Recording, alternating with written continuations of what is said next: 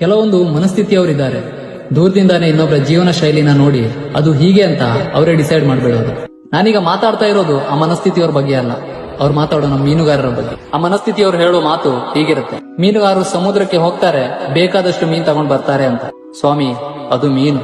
ಸಮುದ್ರದ ದಡದ ಮೇಲೆ ಸಿಗೋ ಮರಳಲ್ಲ ಹೋಗಿ ತುಂಬ್ಕೊಂಡ್ ಬರೋದಕ್ಕೆ. ಮೀನುಗಾರ ಸಮುದ್ರದಲ್ಲಿ ಕಳೆದಿರೋ ದಿನದಲ್ಲಿ ಅವರಿಗೆ ಸಿಕ್ಕಿರೋ ಮೀನಿಗಿಂತ ಏನೂ ಇಲ್ಲದೆ ಬರಿಗೈಯಲ್ಲಿ ಬಂದಿರೋ ದಿನಗಳೇ ಹೆಚ್ಚು. ಮೀನು ಸಿಗಲಿಲ್ಲ ಅನ್ನೋ ಬೇಜಾರಿನ ಜೊತೆಗೆ ಕೆಲವೊಂದಿನ ಸಿಕ್ಕಿರೋ ಮೀನಿಗೂ ಸರಿಯಾದ ಬೆಲೆ ಸಿಗಲಿಲ್ಲ ಅನ್ನೋ ಬೇಜಾರು ಇರುತ್ತೆ.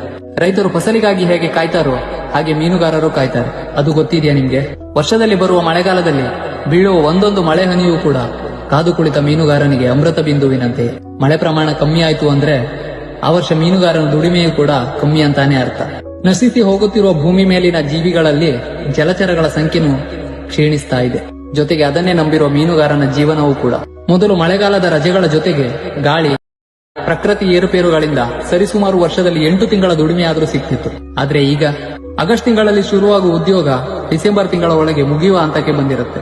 ಬರಗಾಲ ಬಂದಾಗ ಗುಳೆ ಹೋಗುವ ರೈತರಂತೆಯೇ ಮೀನುಗಾರರು ಕೂಡ ಪ್ರತಿ ವರ್ಷದ ಡಿಸೆಂಬರ್ ತಿಂಗಳ ನಂತರ ಬೇರೆ ಬೇರೆ ಕ್ಷೇತ್ರಕ್ಕೆ ಕೆಲಸ ಅರಸಿ ಗುಳೆ ಹೋಗುವ ಪರಿಸ್ಥಿತಿ ಎದುರಾಗಿದೆ. ನಮ್ಮ ರೈತರಿಗೆ ಬರೋ ಬರಗಾಲ ಎಲ್ಲರಿಗೂ ಕಾಣುತ್ತೆ, ಆದ್ರೆ ಮೀನುಗಾರ ಪ್ರತಿ ವರ್ಷ ಎದುರಿಸುವ ಬರಗಾಲ ಯಾರಿಗೂ ಕಾಣಿಸಲ್ಲ. ಯಾಕೆ ಹೇಳಿ? ಕಾಣಿಸೋಕೆ ಮೀನುಗಾರನ ಬಿಟ್ಟು ಮತ್ತೆ ಯಾರು ಸಮುದ್ರಕ್ಕೆ ಇಳಿಯಲ್ಲ. ಮೀನುಗಾರರು ಹಾಗೆ ಹೀಗೆ ಅಂತ ದೂರದಲ್ಲಿ ನಿಂತ್ಕೊಂಡು ಅಳತೆ ಮಾಡ್ತೀರಲ್ಲ, ಅವ್ರಿಗಾಗಿ ಈ ಮಾತು. ದಡದಲ್ಲಿ ನಿಂತ್ಕೊಂಡು ಎಷ್ಟು ಅಂತ ಅಳತೆ ಮಾಡ್ತೀರಾ? ಧೈರ್ಯ ಇದ್ರೆ ಅವ್ರ ಜೊತೆ ನೀರಿಗಿಳಿದು ಲೆಕ್ಕ ಹಾಕಿ. ಮೀನುಗಾರ ಹೆಣೆದಿರೋ ಬಲೆಗಳು ಕಾಣಿಸೋ ನಿಮ್ಗೆ ಹರಿದಿರೋ ಅವನ ಜೀವನದ ಬಲೆ ಕಾಣಿಸೋದೇ ಇಲ್ಲ.